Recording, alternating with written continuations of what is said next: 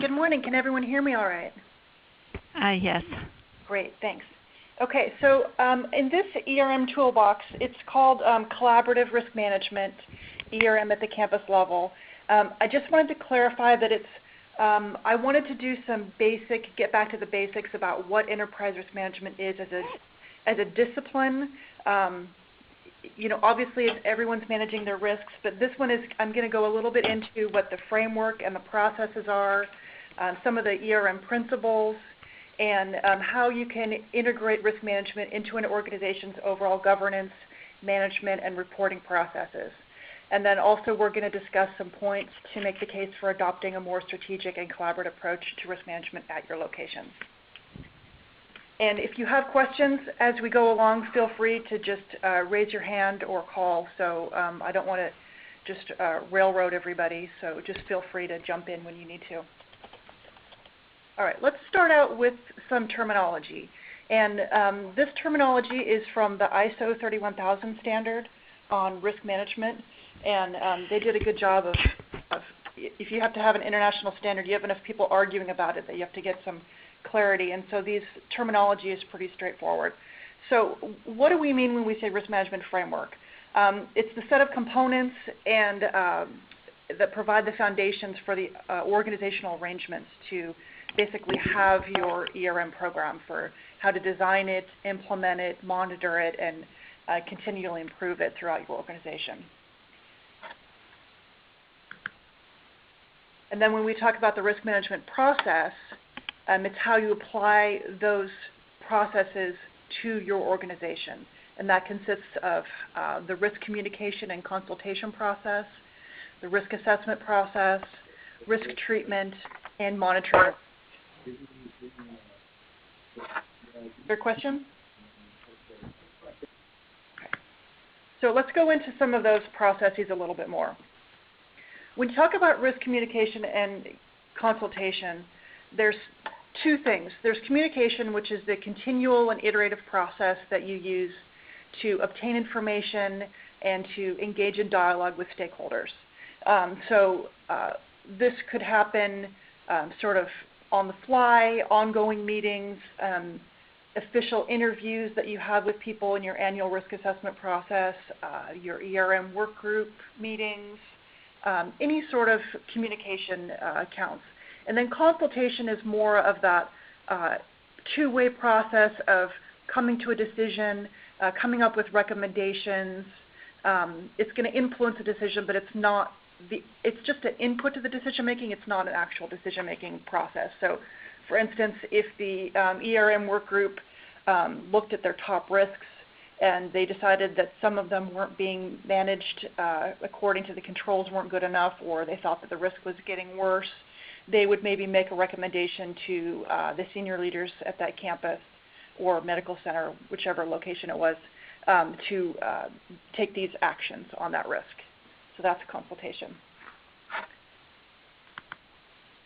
Most people know what risk assessment is. I'll just go over it really quickly. It's finding, recognizing, and describing the risks. And then once you have identified them, you analyze them to comprehend exactly the nature of the risk and determine that level. That includes trying to get to the bottom of the risk. Like, what's the root cause of this risk? So oftentimes, if you go backwards from what that risk is, you find out that there's a couple of different issues that go into that risk, and so it makes sense to manage it from a couple different areas. And when you evaluate it, you compare the results of your risk analysis with, here's our level of risk, and what are we comfortable with? What kind of risk can we tolerate? And if it's outside of that risk tolerance, or if the controls are not adequate, then you do something about it. And that is the next step. That's the risk treatment process. So it overlaps a little bit with the risk assessment, where you're assessing the current risk treatment, and you decide whether your risk levels are tolerable.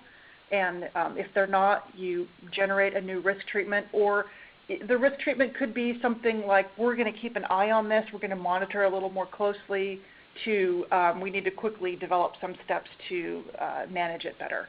And then once you've put those activities in place, you assess it to make sure that it's effective. and that overlaps a bit, assessing to see if it's effective overlaps a bit with monitoring the risk. So monitoring the risk can be applied to your risk management framework itself, the processes that you're using, the risk, or the control that you have. Any questions at this time?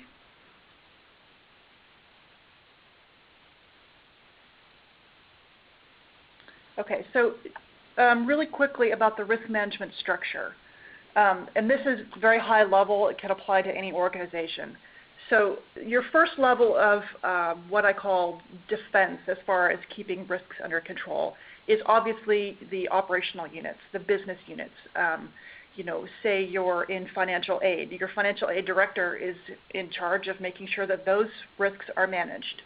If it's a risk that has an enterprise level impact, or it's or you're looking at risks from the enterprise, the organization level, that's when you get into the second line of defense.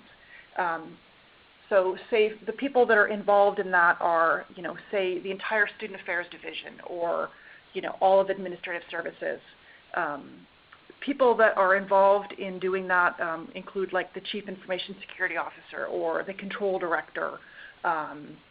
Those kinds of people do sort of enterprise level risks. And your risk committees, if you have an ERM work group or something like that, that's where you develop your organizational-wide policies and your standards, your recommendations for risk mitigations.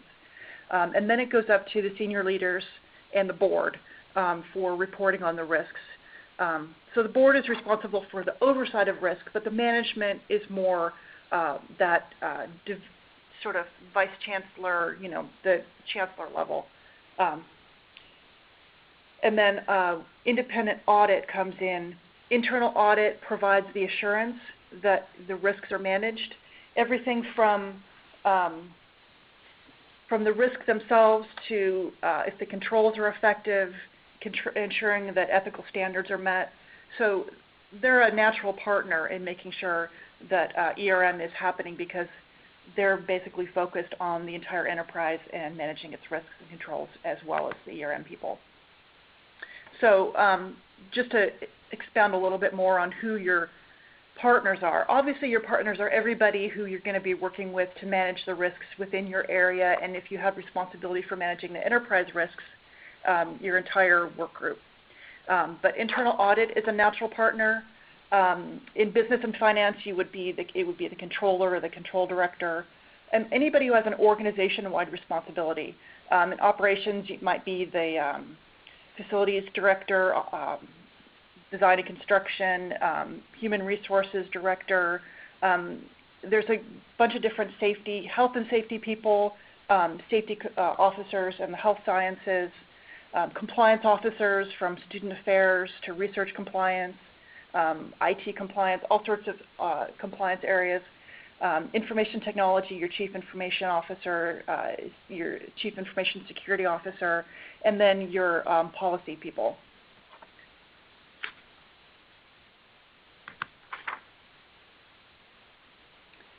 So we've been doing ERM for a while, and I just wanted to touch really quickly on if you were going to be launching ERM at your location or relaunching it, what some of the steps are that you would want to use to implement it. And I have a whole other presentation on this. If we want to get into this at another time, feel free to contact me. So, and also ISO 31004 is a guide that is very useful on how to implement ERM at a location. So first of all, you need to decide who's going to be your champion for ERM, and who's going to really say, okay, well, hopefully we already know who that is at the UC. I can be a champion. Cheryl Lloyd is a champion. The regions have adopted ERM, but at the location, you need somebody who says, yes, we need to make this work as a ERM in our entire location. And then you get that person, you hopefully form a steering committee with some of those ERM partners that I described, and you compare what your current risk management practices are to the ERM standard. You can either use the COSO framework or the ISO 31000 framework. So once you've compared where you are to where the standard is, you've got your gap analysis, and you can identify what needs to change within your organization to better meet that risk management standard, give you kind of a benchmark. And then you prepare an ERM plan that's hopefully as integrated as possible into your current organizational procedures. You don't want to create a whole new work group. When I was in Santa Barbara, we had the ERM work group, combined it with the compliance work group. We rolled it up to the existing compliance and audit committee, and because it was the same people, we didn't have to start all over with the chain of command. So that worked for us. And then once you've got your plan, you launch it, you figure out who's going to be doing what the roles are, and then you monitor the ERM program for continuous improvement. ERM programs, by their very nature, are it's a different way of looking at the organization, looking at things not from the unit to the department to the division and up. It's a different reporting structure, so it takes a bit of change management and thoughtfulness in how you organize it so that it is effective. And then it takes time to sort of get everybody involved. So when you're designing it, you obviously don't want to make too much bureaucracy, and this is just a little my picture on how you make it an integrated approach so you're not buried in people spending time outside of their other organizational responsibilities. So ideally, with an ERM program, you're going to embed the process into your organizational practices in a way that's effective and efficient. And when you manage the risks, ideally it becomes part of the policy development, budgeting, the resource decision making, and the strategic planning process. And this is going to take a bit of changing a mindset, like I said. I think at the University of California, we do a good job of managing our risks. We could use a little bit more help in working collaboratively on looking at risks that isn't necessarily in our job description. So, we have the slogan, everyone's a risk manager, and that's a good tangible aspect of our focus on encouraging a proactive risk culture. A risk-conscious culture, it offers a setting in which the components of risk and the risk treatment plans are discussed openly. It begins with top management who set the direction, who say, I want to communicate about what the risks are and have discussions, involve the people who report to me, and maybe that mid-level committee on getting an identification and assessment of the risks, some recommendations on what to do about it, trying to get that big picture of risks, and setting a reward system for effective risk management behavior. So some of the questions that you can use to get some top management buy-in is, does your leadership have a current, a correct, and a comprehensive understanding of its key risks? Another way to say that is, does the current risk management process provide the decision makers with the risk information they need to make quality decisions? And do existing approaches for managing risk address the interrelated or compound risks? Sometimes it's hard to get that big picture unless you get somebody, a group of people together who look at the big picture outside of their own responsibilities. Any questions? Okay, so these are just some sample ERM principles that I came up with. It's just sort of information if you want to take it and use it. I adapted these. Some of them are from ISO 31000. Some of them are from other, literature that I got. It's not the UC principles. It's just some to give you an idea of some of the principles that can be in ERM. So ERM protects and creates value. It provides a structured and timely method to address uncertainty. It informs decision-making based on the best available information. So you can basically put your money where your risk is. It's an integral part of organizational processes, and it facilitates a continuous organizational improvement. And at its best, it's transparent, inclusive, and it's responsive to change. So what are some of the ERM best practices? And this is, I think I stole this from somewhere on the web. There's a lot of people who do a lot of work on what are best practices in ERM. So if you are doing these things, you know that you're on the right road, basically. If you're collaboratively developing and implementing risk responses, if you factor in risks when making key decisions, and that's not just at the enterprise level, but basically at every level, at the division level and at the individual level, getting that risk culture. People in like controls and EH&S and risk management, we already think this way about what the risks are and how we need to control them, but it's to get that level of understanding of, okay, I'm going to engage in an endeavor. And have I factored in what might happen? To get that level of thinking like a risk manager is a sign that you have a mature risk organization. The transparency, again, is emphasize transparency in risk discussions. It's hard when you have senior leaders who don't want to talk about risks because, we don't talk about that. There's no obviously we're not going to be able to manage all of our risks because we don't have unlimited resources. But I think it's in our best interest to understand what the risks are and be sure that we're putting our resources where the risks are.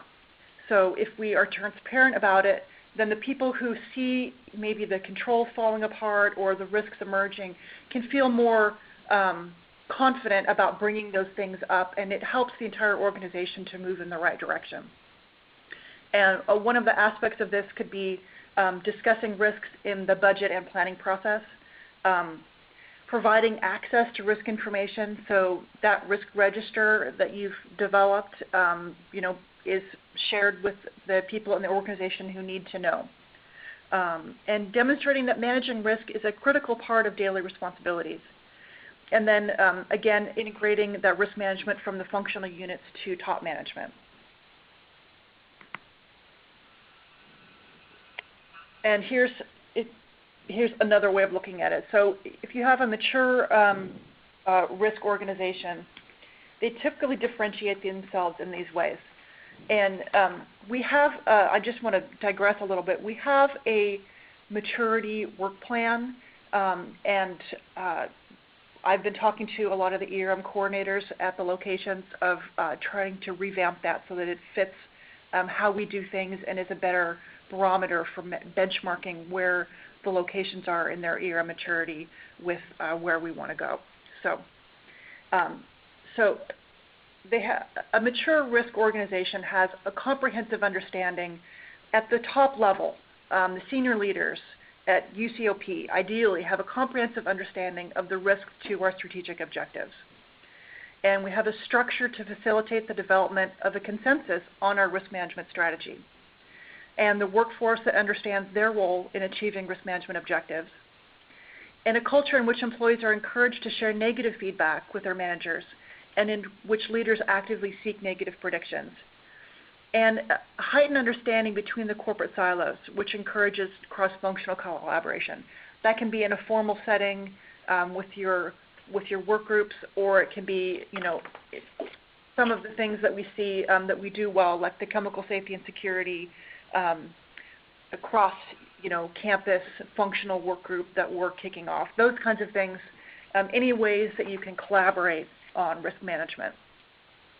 So I apologize, I didn't take the entire hour, and that is my entire presentation, and we are ready for questions if people have them. This is Katie Pickard. Would we be able to get a copy of your slides? The conference has been unmuted. Certainly.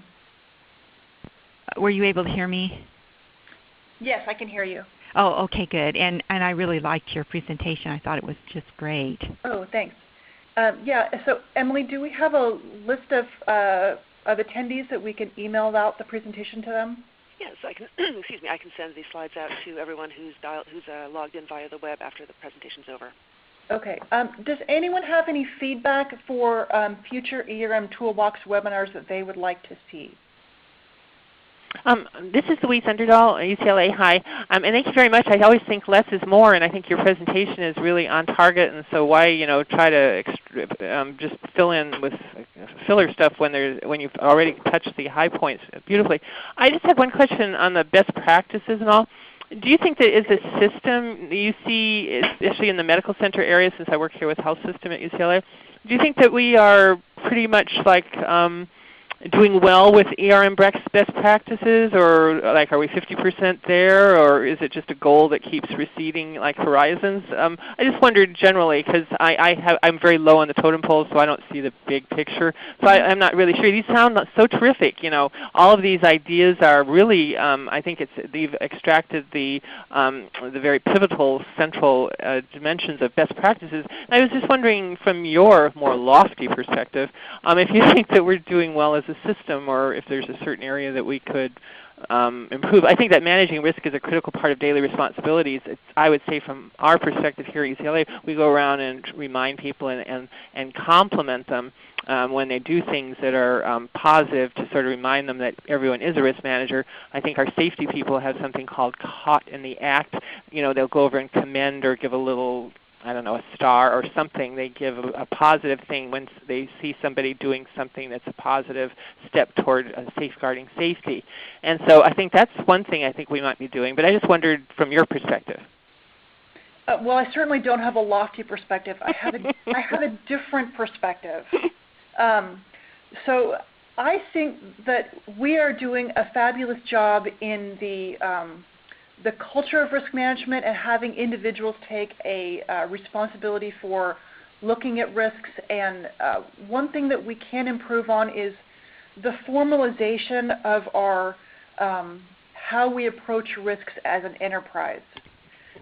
So like some of the work groups may or may not be like as expansive as I would like them to be. And the governance process as far as information, how it comes from the locations to UCOP so that they can assist in the management of risks, I think could be improved a bit. But generally, I think each location is obviously different, and I don't know all the details of each location, but I think we're doing a pretty good job. Well, that's encouraging. Thank you. Carrie, we have a question in the chat box. What challenges did you run into at UCSB implementing ERM? The challenges that I ran into at UCSB is similar challenges that you're going to find at least I can't speak about medical centers. I have no experience with medical centers, so I'll just say that one up front. The hard part is trying to get it off the ground.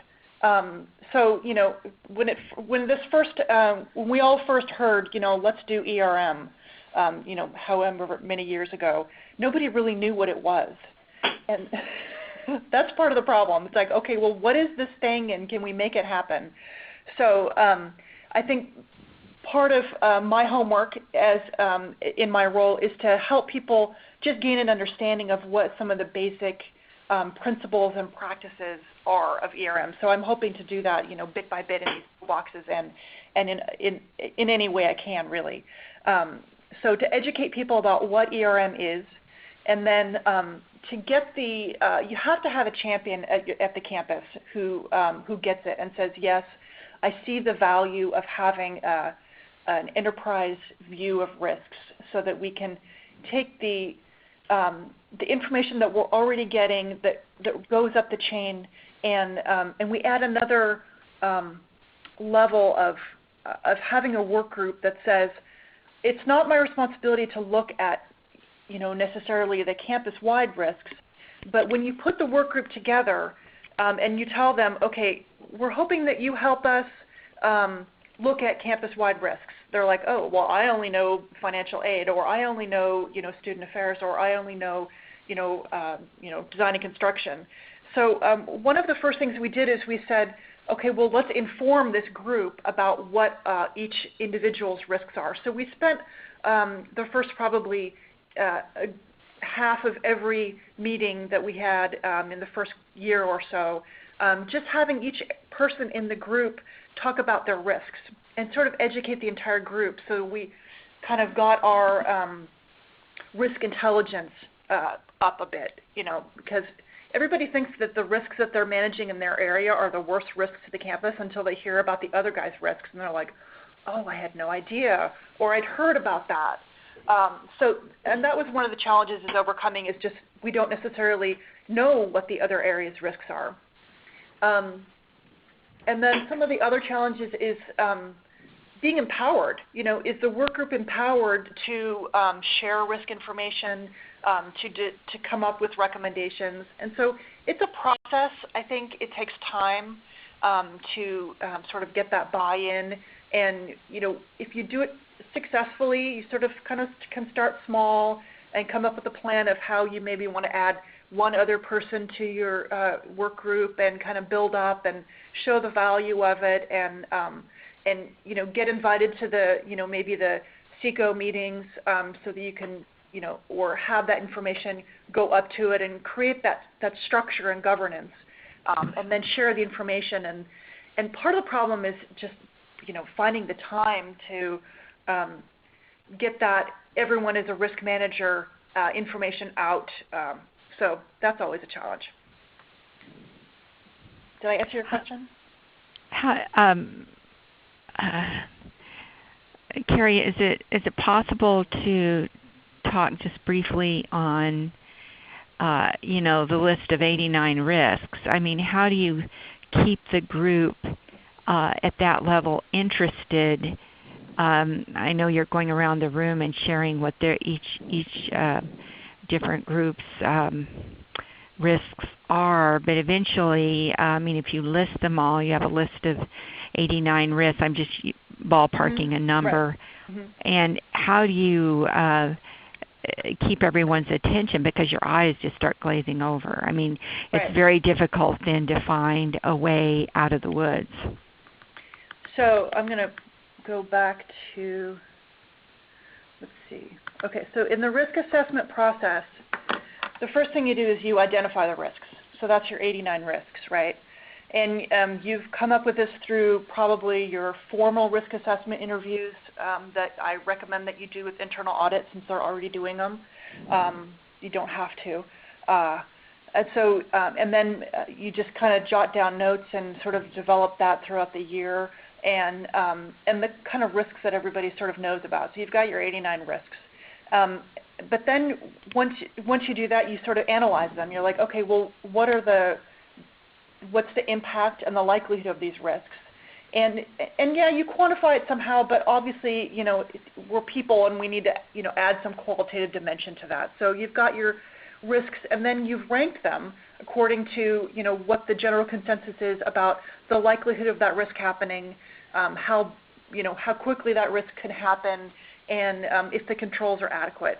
So you'll have a couple of risks at the top where, these are the biggest risks and we need to do something about it. So then you just focus on those risks, and you let the other risks, if you need to, you can say, well, let's just keep an eye on these other risks, or those risks are being managed appropriately in their division or department level. So you don't have to take action on all 89 of these things. And in Santa Barbara, the way we did it is sometimes things would rise to the level of the risk register for the work group, and then they would get controls put in place like export control, and then they'd fall off the list because they were being managed well at the department or division level. And so you just take action on the things that are the highest priority. So you kind of let each group do its own evaluation, et cetera, and bring their shorter list to the work group? Yeah, whatever one that they think rises to the level of needs to be, discussed and has an enterprise-wide impact, whether it's financial, strategic. How do you teach them risk assessment so that they're going through a good process when they're evaluating their risks? There's a lot of different ways of doing risk assessment. Risk assessment is an entire class in itself. Some of it is intuitive, and some of it you can do brainstorming sessions. There's different ways of, you could just interview people and ask them what their risks are, and if you've been doing it for a few years, you just check in on those particular risks. I know I'm not answering your question well, sorry. That's okay. It's an excuse to get you back again. Katie, we have a couple more questions in the question box.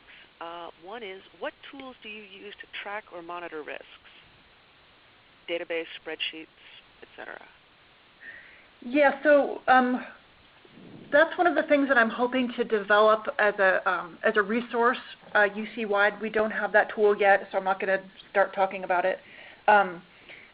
Basically, I think what we have now is the Excel spreadsheets, the risk registers, risk assessment toolbox that we've developed and are on the ERM website.